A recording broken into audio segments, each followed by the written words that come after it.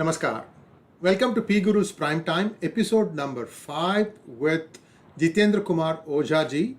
This is in our ongoing series on Indocracy. Jitendra ji, before we start our today's episode, welcome to PGurus channel.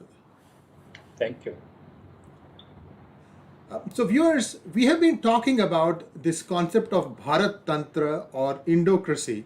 Today we are going to briefly touch upon the what, the why and the how of this new concept that Jitendra ji has been proposing. So we get some idea about what are the main things that we need to be looking for in a system that everybody now accepts is broken. I mean, I can give you any number of examples. So after this first part, we are going to take a look at Bollywood, the way Underworld controls it, the reasons for it, when it started, and how to get this thing out of the clutches of Bollywood, and a very, very interesting examples that we are going to look at today will give you an idea about the kind of clout this mafia wields over Bollywood and perhaps even the political system of India. Whether it is the political system controlling the mafia or the other way around, it's always an ongoing doubt. But we will try and throw some light into this. Jitendra ji, please go ahead and explain to us a little bit about the what is Indocracy and the why we need it. I think why we all kind of understand and how we set the country on the course for something like this. Please go ahead, sir. Very complicated and difficult question. I'll try to be brief and focused. Indocracy is not about utopia or it's also not about some tactical reforms. Indocracy envisions a social order and a political order where both are complementing. It's about building such a social order where a healthy and robust governance system can function. Focus has to be on individual. That ensuring that every individual gets equitable and fair opportunity to fully develop physically, psychologically, intellectually. So it means access to nutrition, sanitation, decent dwelling, etc. Everything is provided, but the whole thing is driven by integrity and character, especially at leadership level. It is about building not a Western concept of your patenting and commercial kind of thing. It is not based on that. Western democracy, Western societies for a long time, they have been driven by violence, they have been driven by piracy. India had created most humanist social order, there was no recorded slavery, etc. Of course, caste, etc., these things came much later. So I'm talking about those ancient values and wisdom, some of which have persisted, some of which have remained in whatever distorted form, and it is possible.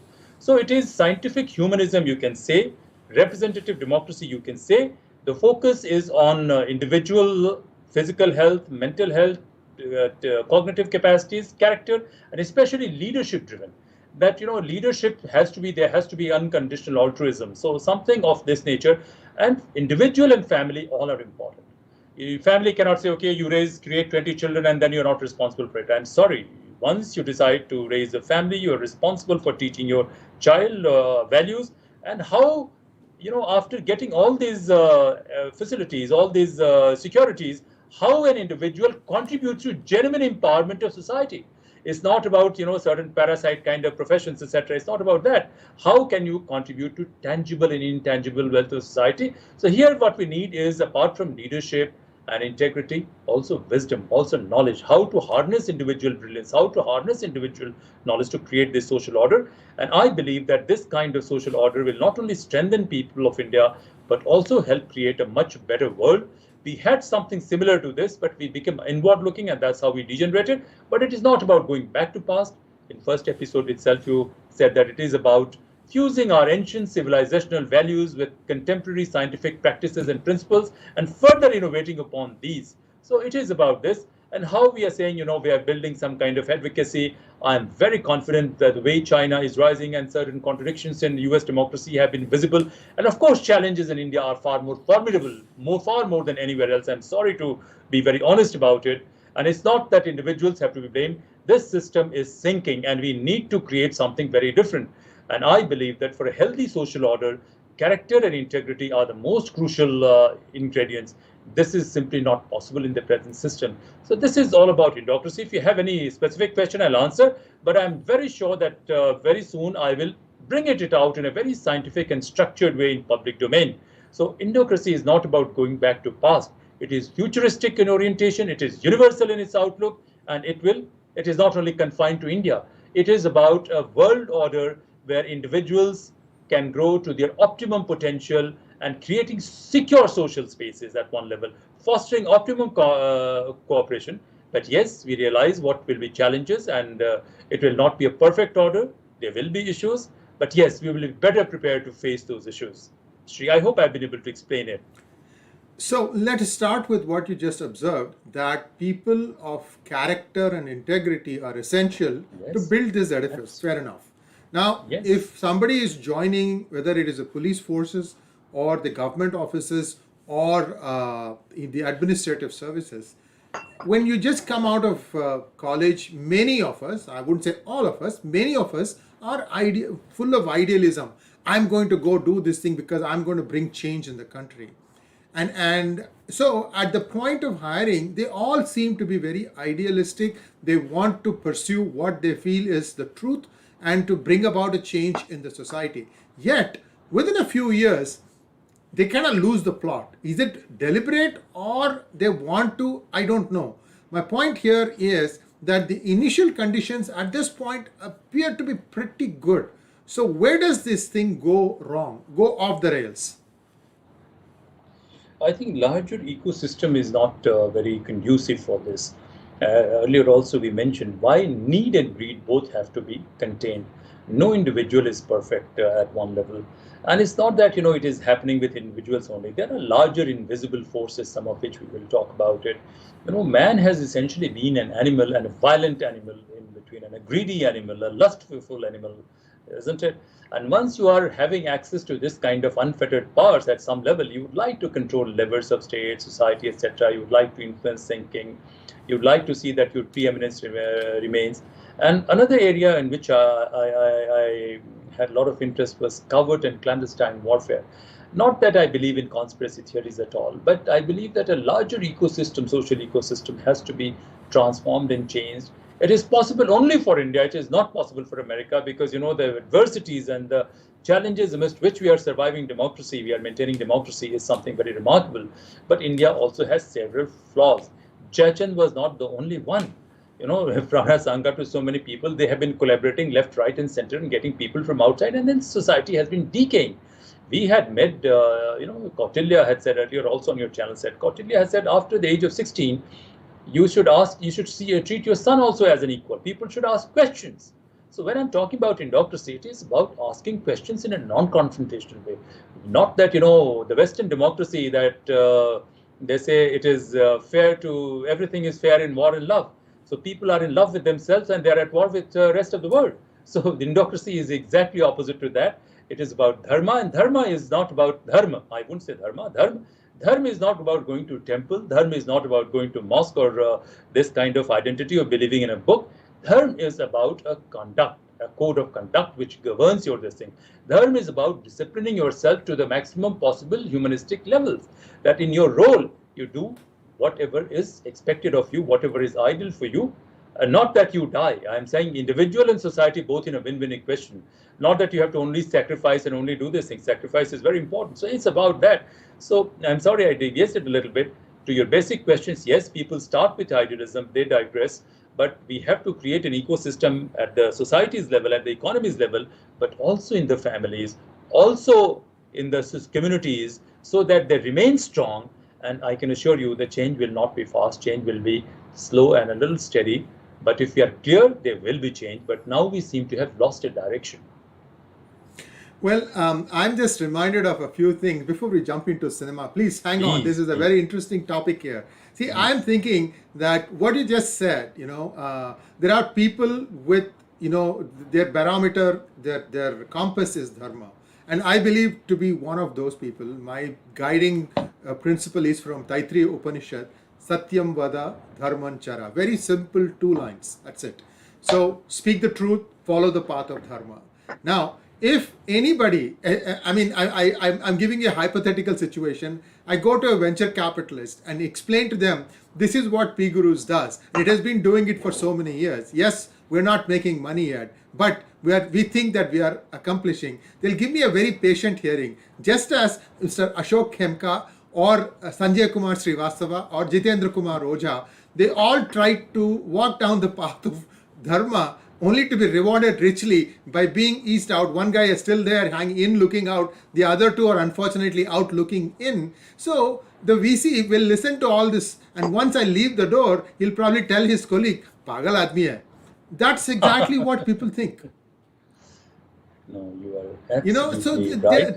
the thing is, yet I get in my life as a entrepreneur, technocrat, and now as a writer slash media personality, I have got the most amount of satisfaction bringing intellectual minds to my channel, helping them channel their thoughts in a way that everybody can understand. And by the way, I don't care whether I get money from this or not. What I do know is that whatever is recorded and not deleted by YouTube or Twitter or Facebook is there for the next 10 generations to see, assuming that it is going to exist in some form or the other. So the point here is that at some point you got to be more altruistic in your life and say, okay, this is how I'm going to work for the rest of my life. Anyway, so let's get back to No, I'll cinema. just say that I'll respond to this. I'll respond to this. That Satya Vadanang you were saying, talking about, it depends on different contexts. But I wouldn't promote vegetarianism for a soldier or a warrior who's fighting for the country.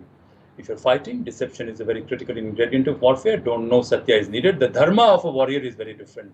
Dharma of a civilian is very different. Dharma of anyone is very different. This is what I would say. Secondly, I'm not going to say to venture capitalists, you give me this. I'm going to tell him, I am going to give you this. I will give you security. I will give you dignity. In this corona crisis, you've seen that a lot of rich people have died. I said, no, hang on, I'm going to give you security that you will not die. You will have a better system. At least system will look after you much better. If you are an Indian anywhere in the world, if you go there, you will be having someone to secure and protect you. You will not feel uncomfortable, or you will not feel vulnerable. And to the rest of the world also, I'm going to tell that, look, if India comes strong, don't worry, wherever you are, your life is going to be better. So I'm not going to ask anything from venture capitalists, but I'm going to say what I'm going to give you. And rest assured, Sriji, no one is invincible. Everybody needs security. Everybody needs dignity, whosoever that person may be. Yes, some of them have been designed to break the system. I'll just say one sentence. Ever since this world has been created, some people have been looting and plundering and killing others. Some have been cannibals also. But simultaneously, there have been other forces of leadership. I'm not going to go by these, orthodox scriptures, etc., Satan and this. No, nothing Satan and this kind of thing, nothing like this. There are some genuine leaders driven by character, driven by integrity. They continue to exist. Despite all these things, even some corrupt police officers or corrupt officers, among them also there are some who are much better than others. So whole objective is not that we go for a perfect world, but what can we do to create much better than world than what it is. And it is possible, Sriji. It is possible. I'm still hopeful. And I think people who have eased out of the system, they have done me a favor, isn't it? I have no grudges against them. So, viewers, we are going to take some questions today also, because this is a very interesting topic. Cinema, how did it start out? You had the walkies, and then you had the talkies, and so on and so forth. We should remember that it became an instant draw in India, possibly because up until 1830s, when Lord Macaulay thrust English down the throats of all of the Bharatvarshis, until at that point, you had hundreds of gurukuls. You could even call them universities, and almost equally in all these places, what was taught was the same. You learnt about Mahabharata, you learnt about Ramayana, you learnt about Bhagavat, you learnt about Upanishads. So why were these taught for people? They learned for 10-15 years because these epics had all the life lessons you would ever want to draw once you stepped out of the Gurukul into the real world. So initial movies were Raja Harishchandra or Ramayana and Mahabharata, and they were a huge draw.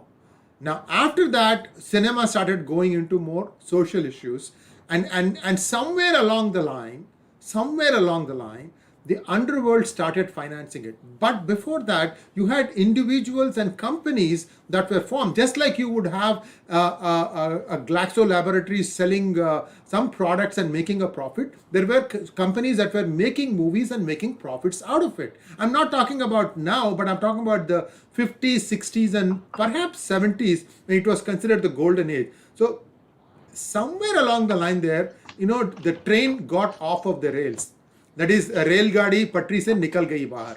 So what happened? What do you think happened at that point, and that made it possible for the underworld to make entry into movies, sir? Before I start, I must clarify, Shri, I'm not a movie fan. I rarely watch. In my entire school days, I never watched a single movie. One movie I had gone maybe at the age of 3 or 4 with my parents, so faint memory. Otherwise, entire school days, not a single movie I was allowed to watch on this thing. And most of the movies I watched much later. But yes, later I did watch on this thing, series of this older days movies also. What you're saying, all said and done, movies have a very profound impact. They influence how you think, how you do, and in India, people relate with movies. So you are absolutely right that pre-independence they had a different orientation. 50s and 60s they had a different orientation, but 70s, 80s, 90s things have started changing, and it has become very the same, very different. Market has its own pressure. People who are going into market, people have a different kind of orientation. Masses always had, they are higher in number, their interest and sensitivity levels is different. So maybe these have gone, but in between, I'm told, and some I have seen, some movies are genuinely good. But what Underworld, etc., you are saying, since these control how you think, so 60s to 70s, there was some kind of glorification of smugglers. Initially, the underworld wasn't there. There were smugglers who were smuggling gold, etc.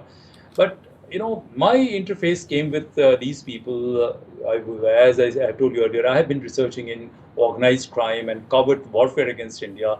In this process, I saw certain connections that there were some interfaces. In one case, very famous film actor. He very famous. You can say very important. Don't want to name him. Some very unusual kind of association he had with Pakistan-linked underworld, which is there. So I sent a message, conveyed a message expressing my disappointment. And it's not that the cinema was having it. I would say Bollywood, for all practical purposes, is a victim. It is failure of state to protect Bollywood or Bombay cinema, or Mumbai cinema from this kind of criminality. This gentleman was all said and done fairly decent. He said that he's extremely committed to India, but he's vulnerable. He had these issues and he was being threatened. So what I see, the whole thing, that Underworld at some point of time, when it graduated from smuggling to, land grabbing and extortion and other kind of crime, it started building influence. That time, the regulatory and enforcement capacity of Indian state was declining, and they fought cinema for two purposes. One was, to glorify themselves, etc. Second was to use it. Even now, I'm told certain researches I've carried out, and some of my associates have also forwarded, some details and data, that how movies have been used to pump in dirty money and also launder money, get money from outside also in the name that this movie has done this much of business in this country. Whereas if you go a little more detailed investigation, it is not possible. So because it is glamour, that's why they have done. As far as enemies of India are concerned, adversaries of India are concerned, they think they can use movies to distort and cripple your thinking. If the content, etc., what you eat impacts your health, but what you see all around also impacts your psychological health, also impacts your orientation. So there's glorification of crime and corruption by police. Even the so-called modern day heroes in police are shown to be corrupt, and being corrupt is absolutely logical. And also a lot of things, objectification of women, which is very common. So it's a very crass and vulgar kind of character or orientation some of the movies have undertaken because people have to sell. And it's not that, all movie fellows are making huge amount of money. Some of them are in some kind of poverty. Someone told me today itself, it's a world of illusion and not reality. So a lot of things are terribly wrong. So I would say Underworld has taken advantage of fragile regulatory capacity of Indian state, poor rule of law, bad policing and bad criminal justice system to take over this entity and use it in a manner which is not good for our national security or psychological health of this country, I would say. Now, let's take a look at some specifics. Sushant Singh Please. Rajput's case. He was a budding actor, very talented. Some of his movies are out of the world, and yet suddenly he died, and there was a group, a cabal, which was trying to make it pass it off as if it was a suicide. And as people started digging in, more and more truth started emerging, and it became obvious that there was some foul play involved. However, the people who did not want the truth to come out, and I'm assuming here for the lack of any other thing that this has got an underworld connotations to it, they were able to influence not just in Mumbai but also the AIIMS panel that did a postmortem to try and make it look as if it was a suicide. So the reach of this underworld mafia is quite huge. So Jitendra ji, who is driving whom? Are the politicians commanding the mafia to do certain things at their bidding, or has the mafia become so big that now they are telling the politicians, I know where your skeletons are, you butt out of this? What is your take on this? Because this is something that's very vexing to many of us. SSR case, it is just sort of now floundering about. Everybody has forgotten because there's corona and second wave, and you know, there's always something happening, and such a genuine talent, for it to be snuffed out like this is very, very unfortunate. What is, in your opinion, happening? Bollywood, I mean, underworld controlling politicians, or vice versa? What is your opinion, sir? Well, I wouldn't like to comment much on this case because I don't have much knowledge, Shriji. But when this case happened and somebody asked me, and I said that if really Underworld is involved, I can assure you this case will never reach a logical conclusion. And just 1 or 2 days after this episode has happened, you know, we can't say A or B. You know, in India, whatever others may say, I was listening to some of the credible researchers, and they were saying that organized crime industry of organized crime accounts for 15% of the global GDP. In India, this volume may be more than 30%. 30 to 33% of our total GDP. You can keep on, this is a guesstimate, but very scientifically worked out guesstimate. So what happens when these people are involved? Bollywood is one of the poles which they have kept under their control, I would say. And so they are using this also. So once these people are involved, they would like to create pockets of support almost in every institution, not necessarily in Bollywood alone. Bollywood is visible, so that's why they would like to keep it under their control. Secondly, what happened, because there's not much regulatory system for Bollywood also, so various kind of cabals are flourishing, semi-crooks and rogues with some genuinely intelligent people, genuinely committed people. And when there is no protection, naturally, these kind of forces will be predominant. And these forces have been using underworld connection for various reasons to settle their intra-group rivalries. And somebody very famous old cinema maker who is based in London and has some interest here, he told me how these people ensure that who will control this thing. If you're not part of their gang, you're not allowed to come up in anywhere. So all these things are there. But I would say that the whole problem has to be seen how capacity of Indian state to administer rule of law has been seriously threatened, challenged, or crippled, or partially blocked. And whether politicians control it, I wouldn't say politicians control it. There are nexuses within this. Politician is also involved. Police officers are also involved. Very senior and prominent police officers who will give you all the gyan, they are also involved. And I'm not saying it. I'm sure if you dig deeper, everybody knows who are the police officers who have been rather fronting for these companies, gangs. And these gangs have become very local, Shriji. Pakistani state, what I'm saying, Pakistan has specialized at the lower end of this thing. You have a crime gang in Kenya, Pakistanis are involved. They can send somebody from Dubai to Kenya and they can sort out something. In South Africa, they are involved. In Spain, they are involved. In Portugal, they are involved. London, they have this thing. Dubai, they are involved. So this is a very global kind of network. So in this global kind of network in India, this thing, I would say that politicians are involved. Sections of politicians are involved. Sections of policemen are involved. So Shant's brother-in-law, he used to be my batchmate in combined civil services. He's a very senior police officer, though I'm not in touch with them. But what I'm trying to say, you can't say all police officers are bad. So these are clandestine networks where all these elements are involved. They're working together, accounting for 30 to 35% of India's annual GDP. They control. In Corona, everything may go down, but the crime industry will continue to flourish. And this crime industry is no longer run by petty criminals. People in politics, they are running it. Someone was telling me that how when gold smuggling became no longer rewarding, land grabbing became a much more lucrative deal.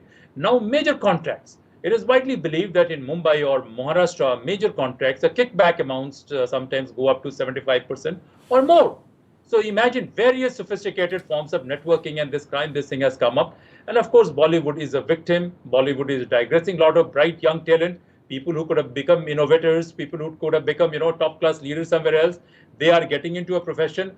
I don't know what kind of creative and innovative things they are doing. Most of them are selling trash. I think this is high time, this Bollywood comes for regulation. And regarding, as you say, who controls, it's a very deep mess, I would say, Shriji. Well, so let's go back again down memory lane. We had this rise of a underworld guy who suddenly became larger than life. I mean, we had the Haji Mastans before him. That what was still under the wrap. Somehow there wasn't much mentioned except that, oh, he was a good guy, blah blah blah. There were lots of movies about that. And then Dawood happened. And this guy suddenly had acquired a larger than life image. One could see him in watching games in Sharjah, and the Sharjah games became a big fixing affair. In fact, a couple of big cricketers got embroiled in it and they had to quit. However, they have used the system to somehow get back their reputation and what have you. So, but point here is now it is alleged, and I don't know if it's true or not, that he lives in Karachi in Clifton Street. There is a place, but there are, again, these are all just hearsay. If you know that specific, why can't you go and get him?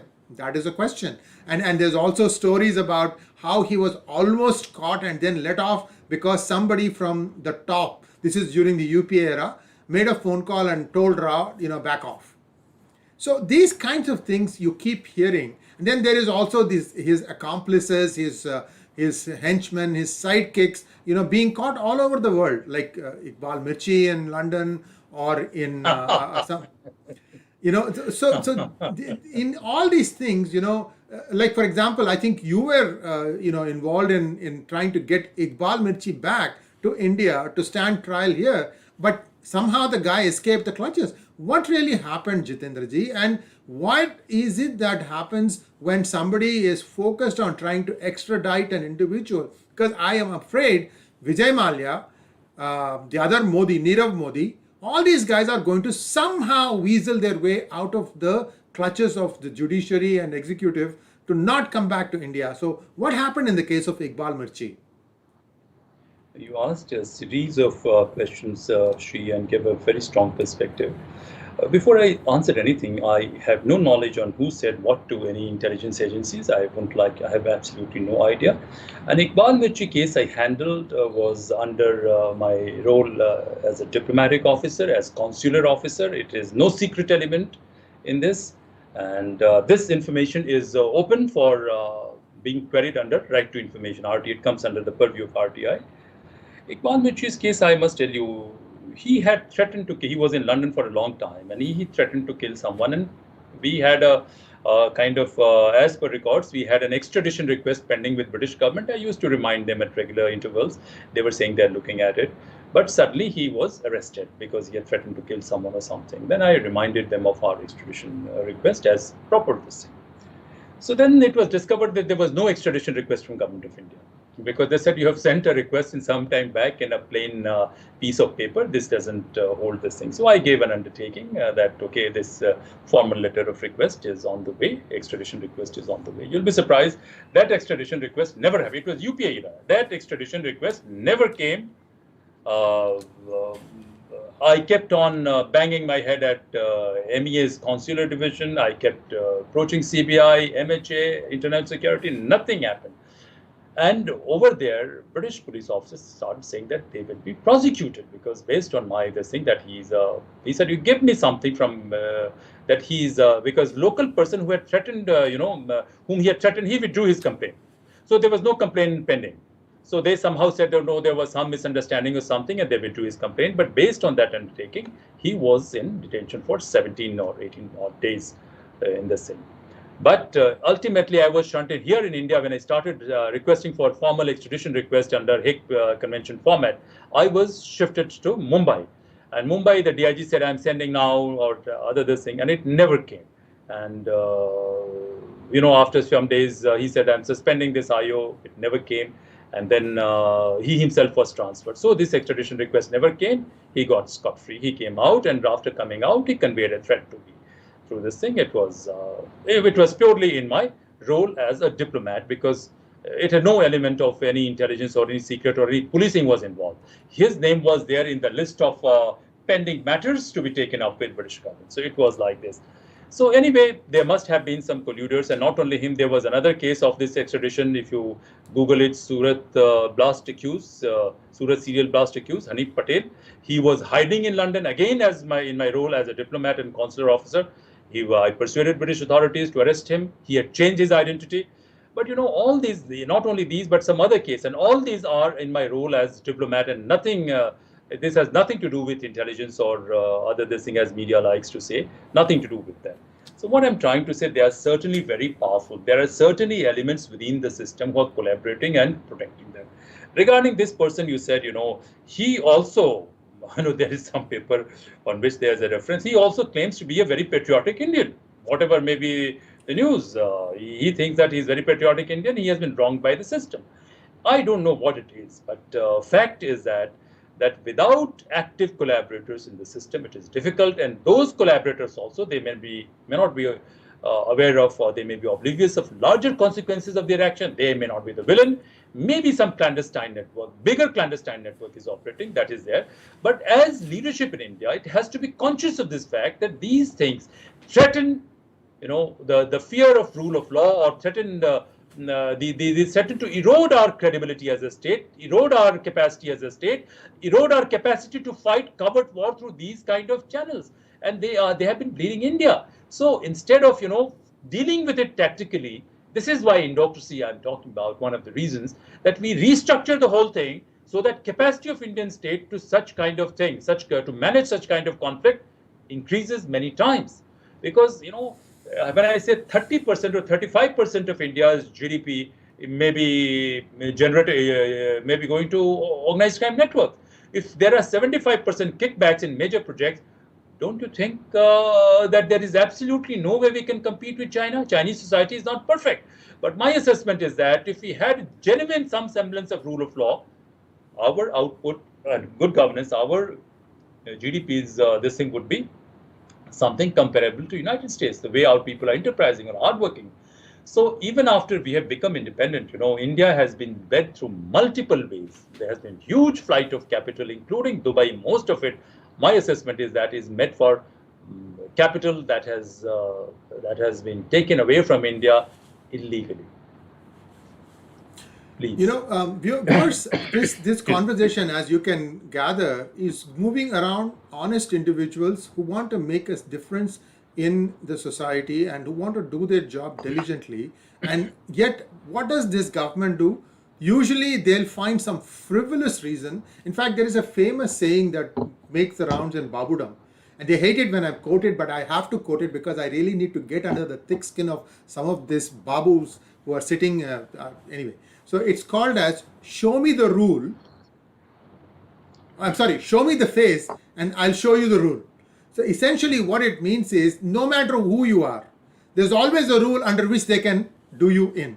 This kind of stuff that exists somehow, and because the politicians have much to hide, they always promote people who are flexible in their policies towards engaging their functions as a bureaucrat. These are the ones who find favor. So slowly they rise through the system and they end up being in the position of enormous amount of power. And I'll tell you, this problem has become such a big issue now that when they cannot do anything else, when they cannot get this person shunted out, what they do is they go and find an obscure rule, 56 something in some code, to compulsorily retire the IRS officer. This is what happened in S.K. Srivastava's case. To make it look as if they were doing a great thing. I don't know. I don't know whether you are aware of my case. No. See, the thing is, I was going to come to that. We can talk about that. But the thing here is that the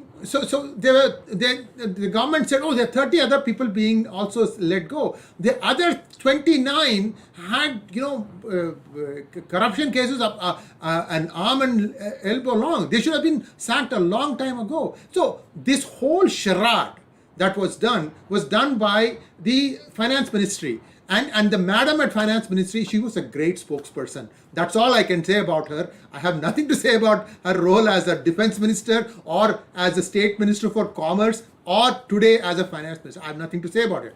But the point here is, it is her signature that got rid of an honest officer. What have you got to say about this, Madam Sitaraman? I don't know. We are digressing from the topic. In your case also, you have been sort of compulsorily retired. Jitendra ji, if you would, like to share it. I don't know, it might be a little hard to say that, but if you would like to share a little bit about what happened in your case, please feel free to do so. My lawyer has said that, whatever my papers are there, which are there in court, these are part of public document. I don't want to say anything about what I achieved, Shriji. If I'm so insane or mad about it, naturally, I must be extremely committed. As per my papers, there were so many attempts on my life, and it never deterred me. I had joined this particular service only to serve my country, only driven by patriotic calling.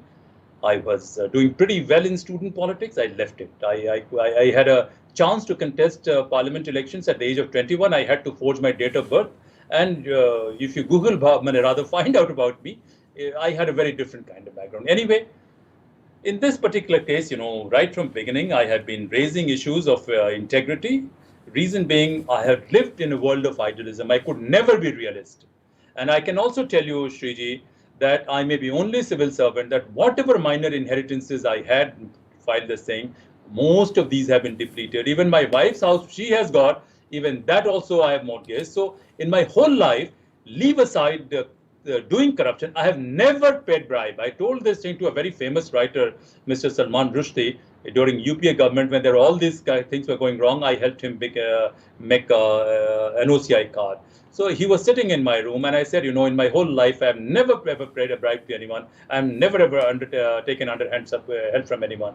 He said, well, this may sound as an achievement in India, but life is beautiful. Life, you are a talented person. You're wasting your life, for the sake of this achievement. And not only now, even in 2010 at a public this thing, I said that in my whole life, I've never done this thing. Now, when I did all this series of things and kept on raising uncomfortable issues, people said, ki, rule kya hota hai? The same thing. It doesn't matter what is right and wrong. Who has the power? That's what matters. And all these threats I had duly conveyed, so those papers were stolen. I don't want to say much about it, but it has to be stolen. I never thought you were going to ask this question, Shriji. So they were initially thought, how to frame me under some corruption charge, kuch laga do. But then they tried to find it out. They've put a spy against me ki find out kiska kharcha kaise chalta hai. So the spies gave him a report कि भाई ये तो फक्कड़ आदमी है, and this is what he has liquidated his inheritances also. और एकदम simplicity के साथ रहता है, कपड़े उपड़े जरूर थोड़ा अच्छे से पहन के ये रहता है, मगर इसके बाद ये कुछ नहीं है. So they were disappointed कि corruption का charge कुछ उन्होंने forgery किया था कि वो नहीं लगा सकते हैं. Then they stole this thing. They tried to say, my personality is deficient. I'm not articulate. My professional knowledge is, and because of secrecy, is my. United States War College, Army War College has invited me, and the kind of response I got in the other thing, you can't believe. The papers I have brought in NDC, select group of people, I got first class with distinction. And you ask NDC this thing. Commandant NDC said that NDC, it was a privilege and honor for NDC that, someone like you has been appointed to this thing. He was flattering me, but anyway, with due respect, you just abuse secrecy and other rules to do things like this. Fine. I tell people that, look, बाल गंगाधर तिलक जी ने बहुत गलत कहा था कि स्वराज हमारा जन्मसिद्ध अधिकार है. हर कामयाब हिंदुस्तानी का करप्शन करना, चोरी करना, हर कामयाब हिंदुस्तानी का जन्मसिद्ध अधिकार है. अगर ये अधिकार नहीं होता तो हमारी सभ्यता का इतना बुरा हाल नहीं होता, श्री जी. So I've told people on face, I'm not saying that don't do corruption, but there has to be some red line. Don't collaborate with enemies of Indian state. So, and I have no confusion that Honorable Prime Minister, I'm telling it to you on this thing, that when in the one cases, diplomatic initiative, nothing to do with intelligence, nothing to do with secrecy, all these things people are trying to bring about, when he got to know that this Surat blast fellow, he had changed his identity. अपना नाम, बाप का नाम, date of birth सब बदल दिया था. मगर मेरे कहने पे, डिप्लोमेटिक कैपेसिटी में कहने पे, he was arrested.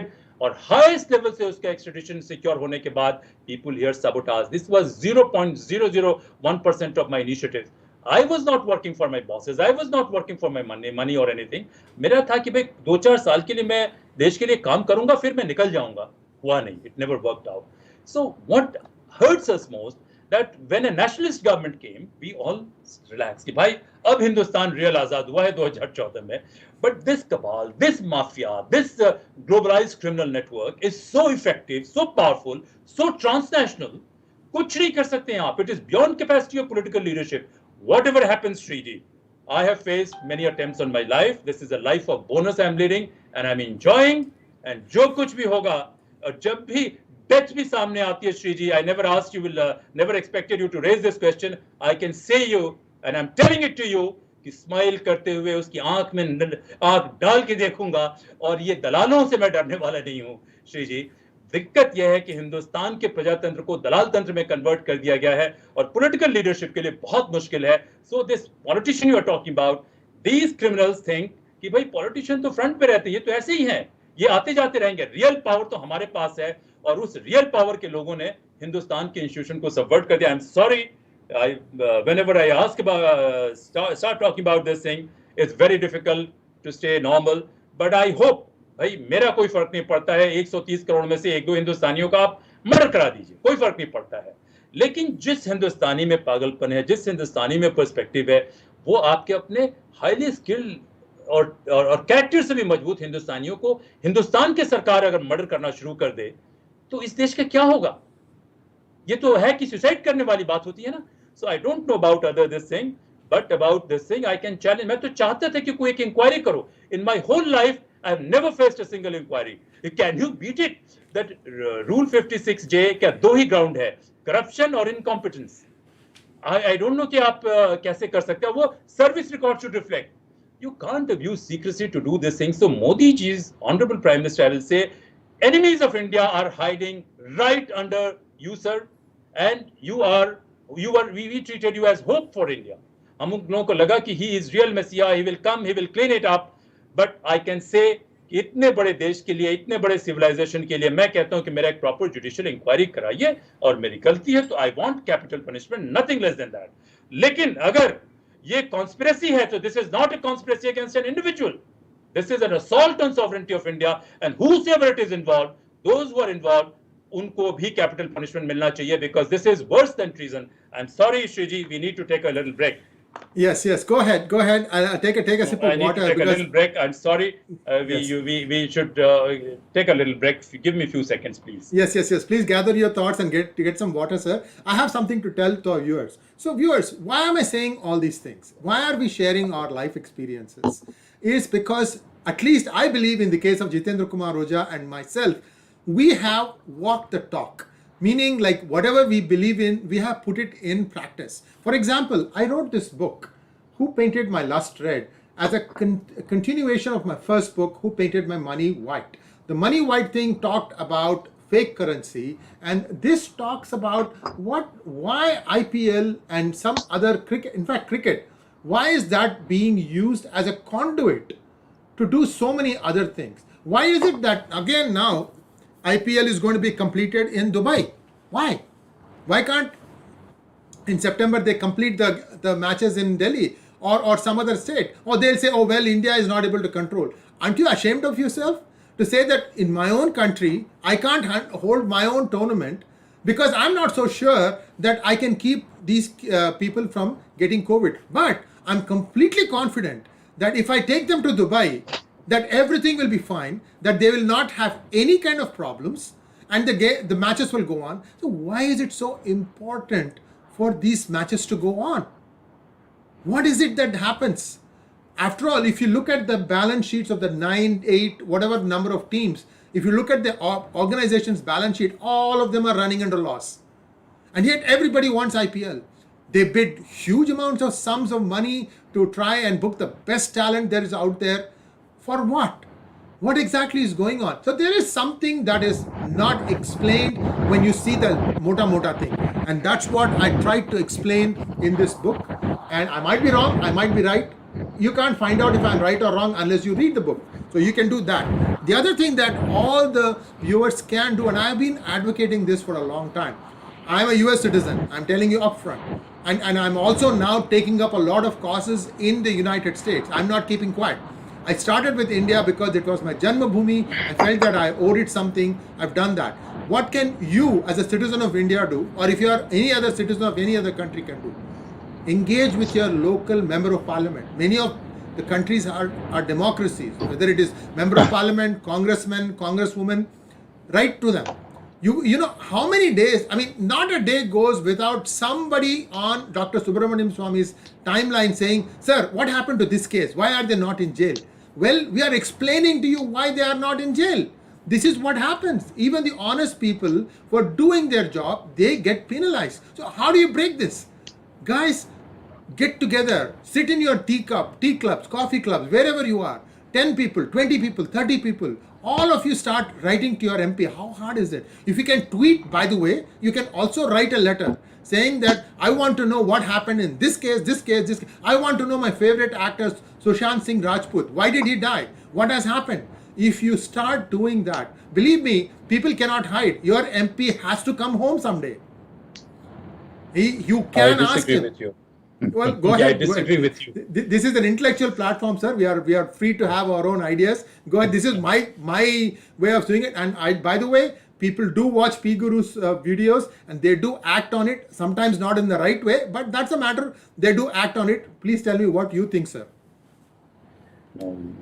Shri, I fully realize our objective should not be to send people to jail. Some people are mentally ill. They need corrective treatment. There is no doubt about it. And that's why jail has to be a kind of psychological correction. What has happened in India that some people have become extremely powerful. And their power does not come from the post. I'm sorry about it. Their power comes from by being associated with this kind of network. And sometimes they can be at the receiving end of that network. So what we are trying to tell people that, look, it is possible to provide security. Some of these fellows, they say, life to ek hi hai na, we have got only one life. We have to do whatever we want to do only in this life. We are not born to reform the system. You are a crusader, you go and die. वो कहते जो फक्कड़ वक्कड़ है जिनके आगे पीछे कुछ नहीं होता, उनका काम है मर जाना, हमारा काम तो नहीं है. हिंदुस्तान का डीएनए खराब हो चुका है. When Taimur Lung came, हम बैटल ऑफ प्लासी की बात करते हैं, बैटल ऑफ पानीपत की बात करते हैं. Even all these ordinary people, had they gone and attacked, India would not have faced this thing. So instead of blaming these people, there is something seriously wrong. मैं कहूँगा कि कोरोना के vaccine से भी जरूरी वैक्सीन जो है वो है कैरेक्टर का और इंटेग्रिटी का वैक्सीन बनाना, कि वो कैरेक्टर और इंटेग्रिटी का वैक्सीन हिंदुस्तान में हर बच्चे को लगाने की जरूरत है, अगर वैसी वो वैक्सीन बन सकती है. क्योंकि किसी भी देश की नेशनल सिक्योरिटी इस बात पे डिपेंड करती है. People of I have always said, not now, even 10 years back, even as a diplomat when I was speaking, that character and integrity is the most ingredient component of national security. Chinese, they are not very honest people. They were nowhere compared to us as a civilization. So our decline is not new. Our decline is far too old. But in between that, India has been fighting. There are exemplary stories of self-sacrifice for the sake of country, and there's a multiple. And बहुत सारी story तो history books में कभी आती ही नहीं है. So, but MPs you are talking about, unfortunately, good number of them, I don't want to name a party or anything, but their khansamas, their chowkidars, I withdraw the word chowkidar, their rasoyas, their PS, Tono, Chaprasi, everybody has been met this thing. This is one way to subvert democracy. So this is why I say that, you need to do it. Yes, you talk to your MP, etc. But by talking to MP, the problem is not going to be resolved.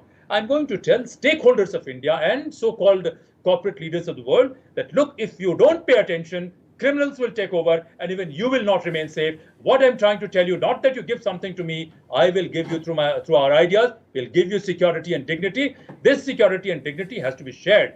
Let me tell you, Shriji, world was never perfect. आप बताइए कि this building of huge, massive monuments, etc. I am not a believer in that. Why I say Indocracy? India, we never built massive monuments because we respected human life. We respected people. People say, oh, Mughal Kal, this kind of monuments were built.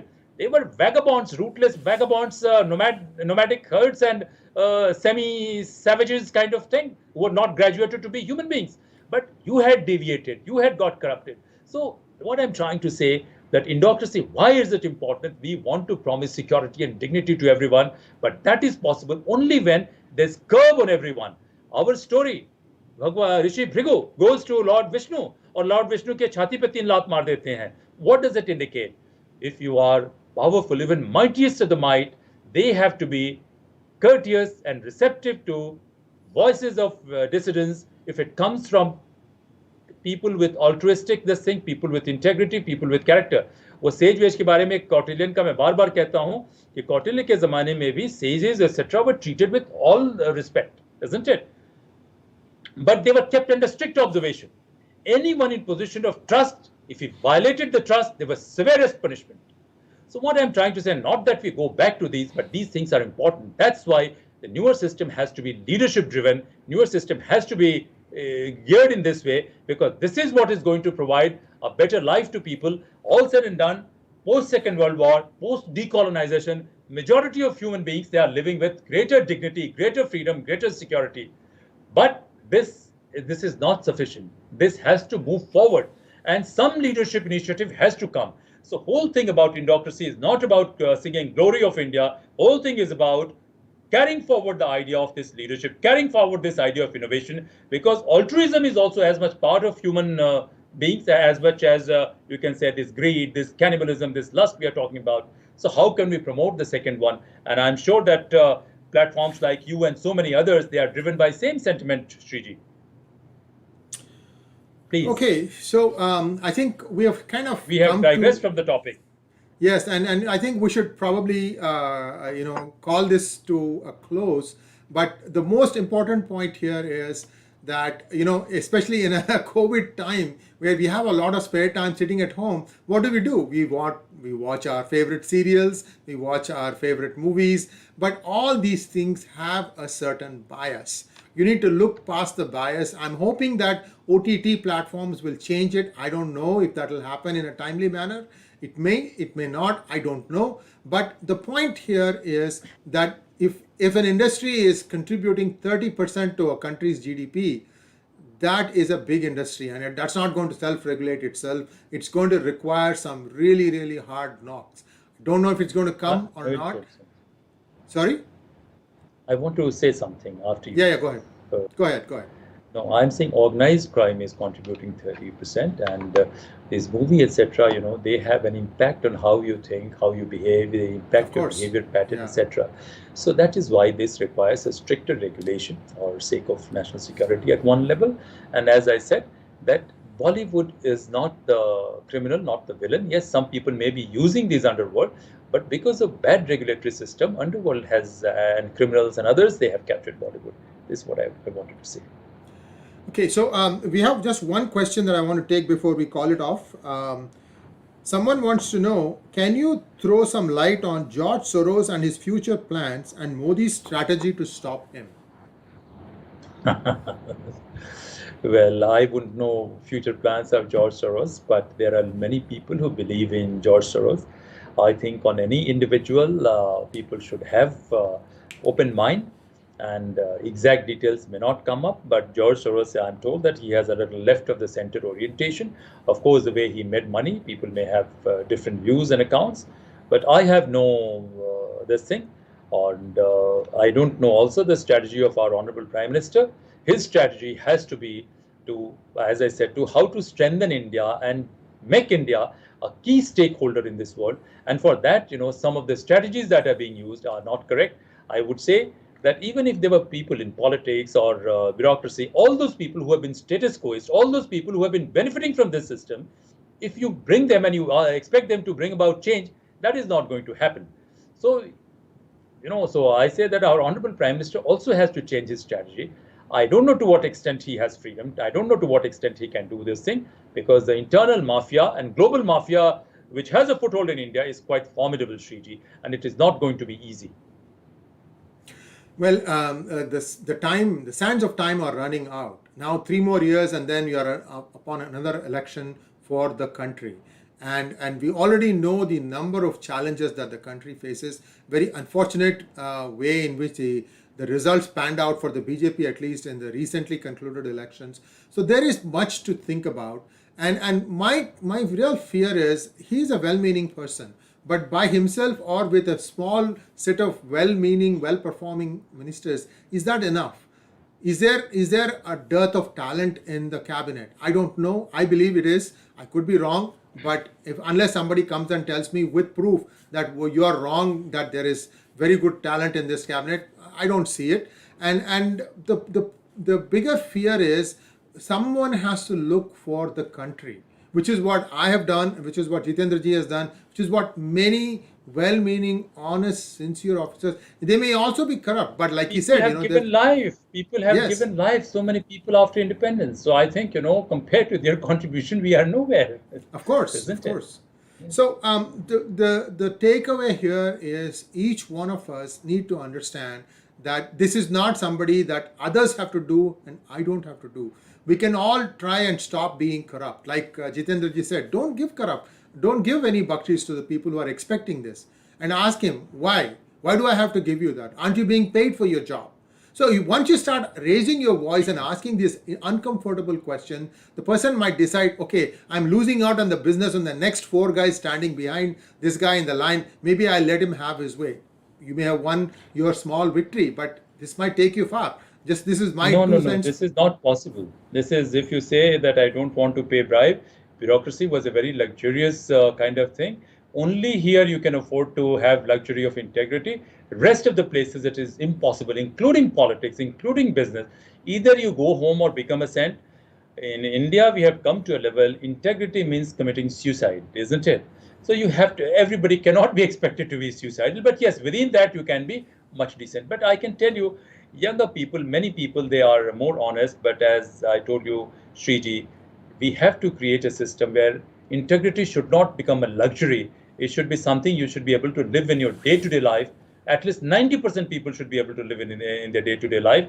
And the issue does not rest with people. The issue has to do with much larger global dynamics, much larger this thing. Politicians have told me everywhere, we are not here to do charity. We are here to win. A businessman says, I'm not here to do this thing, incur losses and go home. I'm here to make profit. So this is why I say, this is simply not possible. Okay, you be honest, etc. You need to restructure everything. As I said, plane hijackers in your show only I told that, these are plane hijackers. Work out in a manner that you ease out these people who have hijacked the system with minimum collateral damage. And this is where would be real test of leadership of India. Well, character and integrity vaccine. Maybe one of these new companies can figure out how to do that. But that just like you get your tuberculosis Tika, we used to get those things when we were growing up. Maybe they can administer this to all the children, and no matter what, once they start doing bad karma, they get a splitting headache, and the headache goes away once they change their mind. Who knows? I'm just hoping for the best here. Thank you very much, Jitendra ji, and we'll be back again with the next episode where we'll probably have a little bit less disagreement and more agreement. Thank you very much. Namaskar.